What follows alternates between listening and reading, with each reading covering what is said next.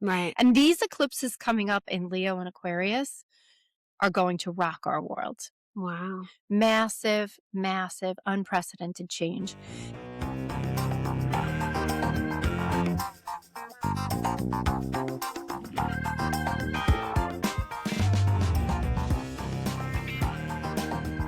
Strangers with Kittens. Gen X stories from the least parented generation. Hi, welcome to Strangers with Kittens. I'm here with my friend, astrologer Chris Nolan, and we're going to talk about a lot of things today. My Gen X friend, by the way, who's reinvented herself quite a few times. I wanted to talk about your journey because I feel like a lot of people our age are in their second act, feeling like, is this what I want to continue to do with my life? Do I want to go back to school? Do I want to do something completely different? Maybe the kids are now out of the house or they're at college and you've reinvented yourself. And I just want to talk about where you started and what you were doing and kind of go from there. We're in my kitchen, by the way, so the live audience may be joining in now and again, and we're just going to go with it. That's right. My mom was in her 20s through the 70s. So the bookshelf that I had at home was about analyzing your handwriting and tarot cards and astrology because she was 22 and 24 home all the time with these kids. So that was my reading material. Wow. And I'll never forget, my whole life changed at my 8th grade demonstration speech. So in our school district, you had to get up and do this demonstration speech. And I was a shy, nervous, anxious kid. So I wanted to go last. And I felt like almost all the good ideas were taken. And then I looked on my mom's shelf and found handwriting analysis. So I got up in front of the class and I was so nervous and I had just a few posters where everybody had all these props. And I handed out plain blank sheets of paper. And I gave them a few sentences to write out. And they all did that. And then I said, do you have thicker margins on the left or thicker margins on the right? Write it down. Are your letters tall or are they short? And do your letters angle to the right or angle to the left? Write it down, write it down. And then I flipped over all of these posters and I said, does your Y look like this? It means this. If you have wide margins on this side of the paper, it means that you're excited to get things started. And if you have wide margins on the right side of the paper, you are afraid of the unknown. And everybody's like, oh my gosh, how can you do this? Oh my gosh. Amazing. And it was just a tiny little book that my mom had on her like new age bookshelf that I had grown up with. And yet I rocked everyone's world. Yes. And I went from being this quiet girl who kept her head down, right, with these oversized sweatshirts, to having all these people be like, can you analyze my handwriting? Right. Wow. And I had these big pink glasses when they were like tinted pink and they had my initials. And I literally like would hide behind them.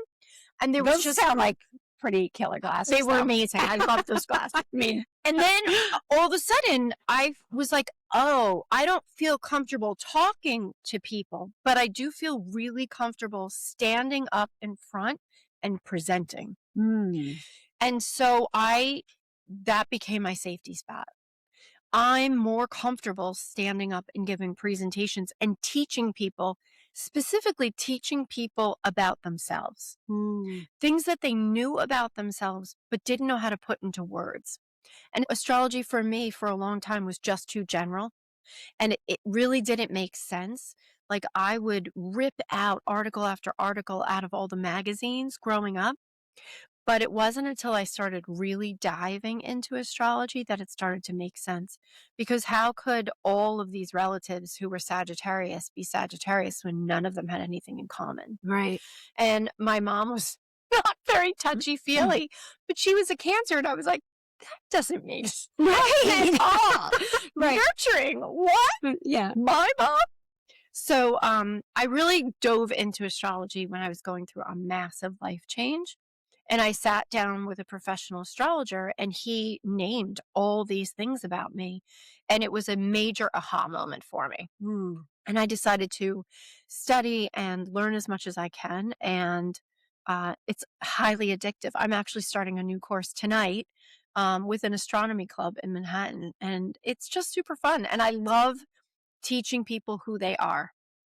And specifically to your point, like your North Node, your soul purpose, like, why am I here?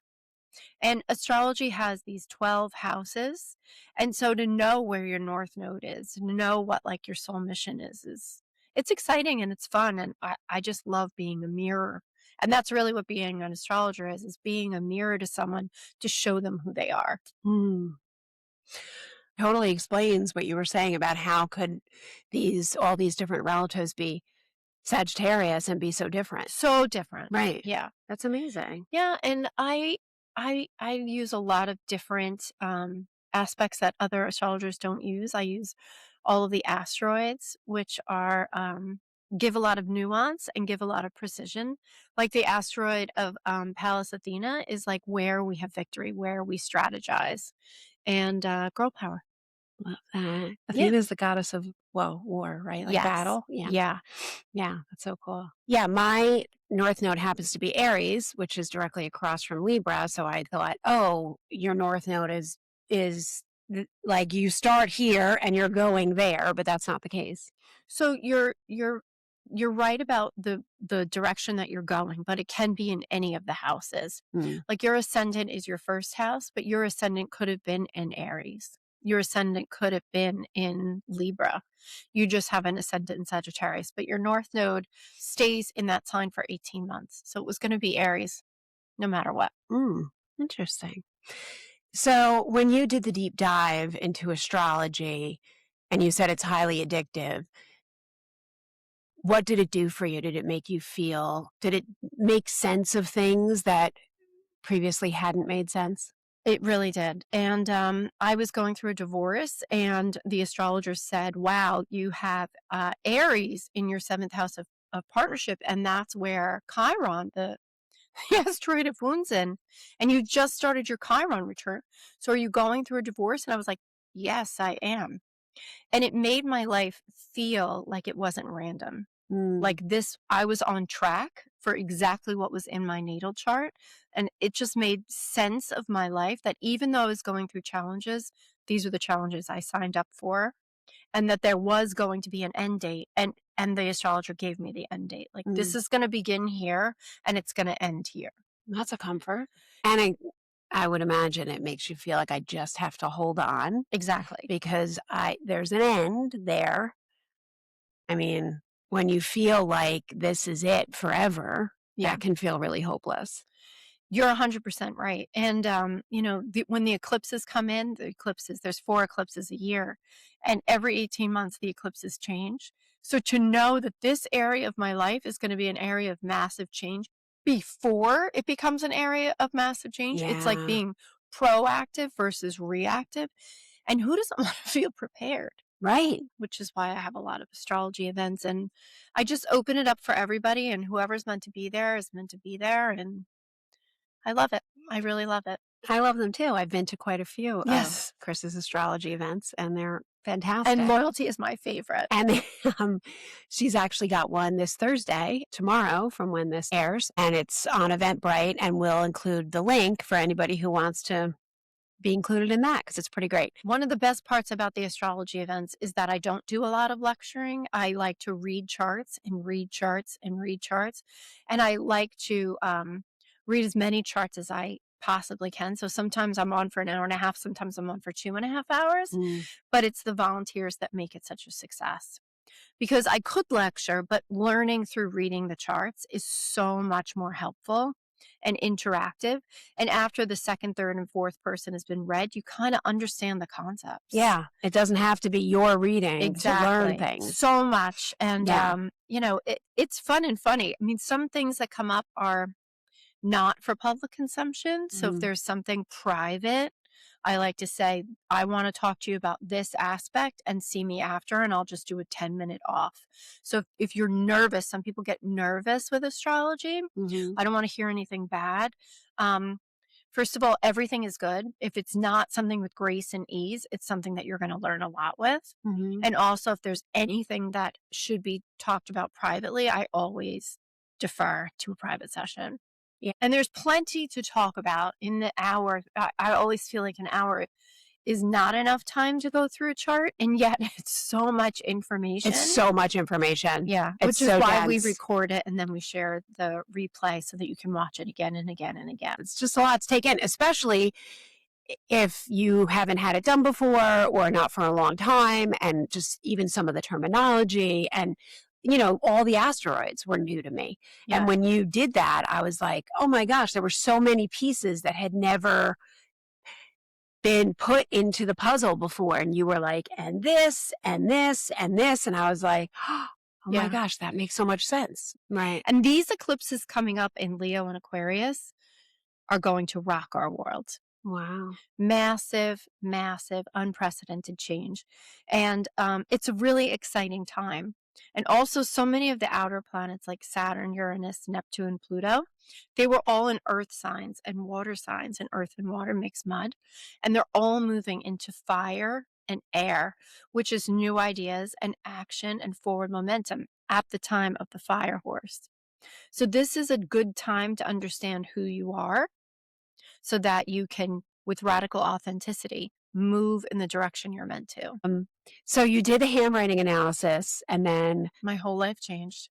it's funny when remembering those hinge moments, right? Like for me, I was also very shy, and I was sick all the time as a kid, so I missed a lot of school.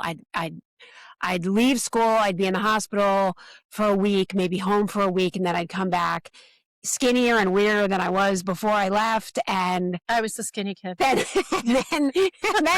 like, going down the ladder, the social ladder. And I remember finally, I was myself at home with my family, but at school, it was also overwhelming. And I remember somebody asking me about where I was. It was just like, where have you been? Where do you go? Like, you just like disappear and then you're back again.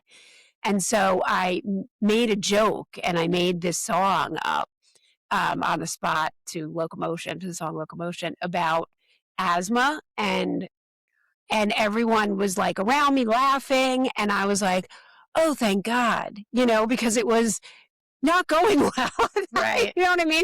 And it was like, okay, like you can just be yourself and it's okay, And those moments, like handwriting analysis moment, that moment where you finally kind of step into yourself, whether you're 10 or 12 or 55, it's never too late, Yeah. But kind of stepping into yourself and being like, no, this is who I am. All the classes I ended up taking in high school were about giving presentations. And then I majored in communications. And it was because of that silly 8th grade assignment. And my mother's New Age library. She built it up through the 70s when she was in her 20s. And I just kept reading and reading and reading and reading and reading. Amazing. Yeah. So I became obsessed then. So what else? What other books do you remember? I really liked the tarot. And that was a lot of fun. Sometimes I got a little nervous. And the same thing with the Ouija board. Like, I loved the Ouija board. And then I would get freaked out and nervous and scare myself. Mm-hmm. And I was an anxious kid. I was a little nervous. Yeah, I'm still, that part of me is still there. Yeah. And if I'm in certain situations where I don't feel like I connect with people, I'm immediately like, whoosh, Yeah. And a lot of the stuff that's in our childhood is in our 4th house. So when I looked back and I saw I have my 4th house in Capricorn, that's about doing chores and following the rules and getting an A in homework and doing all those things. And that was really a big part of my childhood. My mom was in nursing school. My dad worked for DIFAS, the Division of Youth and Family Services, but he would take the DIFAS car home. So my father would pull up in a DIFAS oh my God, car. so it always looked like you guys were being investigated? So, like, I love that my dad was a social worker. And my my uncle and my aunt and my cousin worked for the Commission of the Blind, but I'd always have these random state cars coming up in front of my home. That house is a problem. Oh my God, the Dyfus car is in front of Chrissy Nolan's house again. Meanwhile, my dad worked there. It was so embarrassing. Like, Did he have a car and he left it at the office? Car, but like he would have to go and do visitations at people's houses, and sometimes he would take the Dyfus car home to our house. It was a little traumatic. Getting back to your mom's bookshelf growing up, were there any other books? You touched on tarot, handwriting analysis. I know you did the Ouija board, but were there any other books that sort of captivated you? Every book. I think every book that was popular then. The book on numerology. I loved the numerology, and I actually still use that today.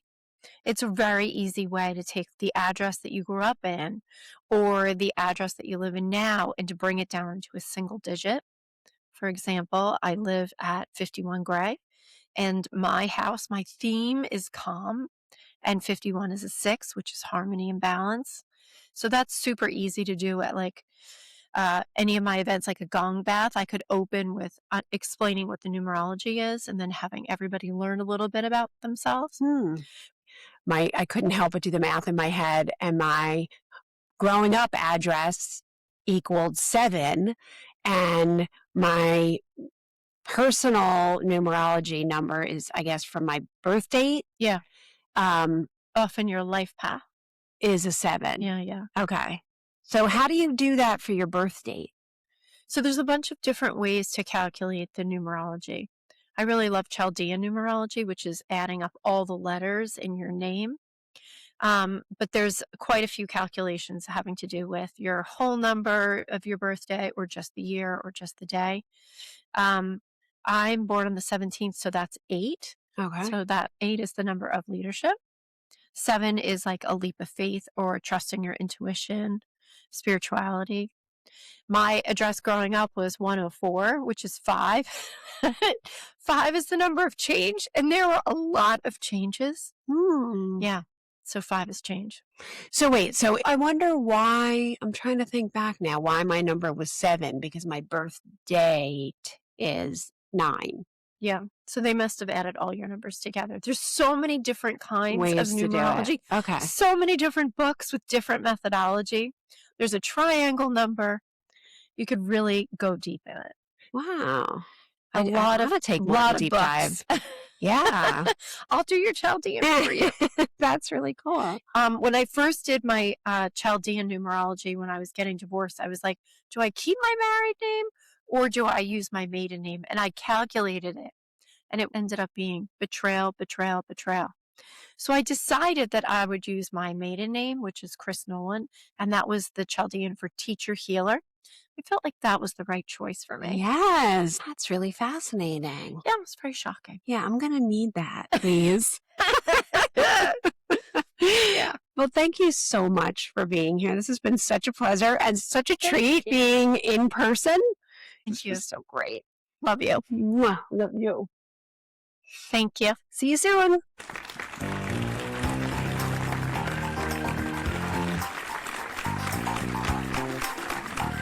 If you like our show, please rate, review, and share on social media.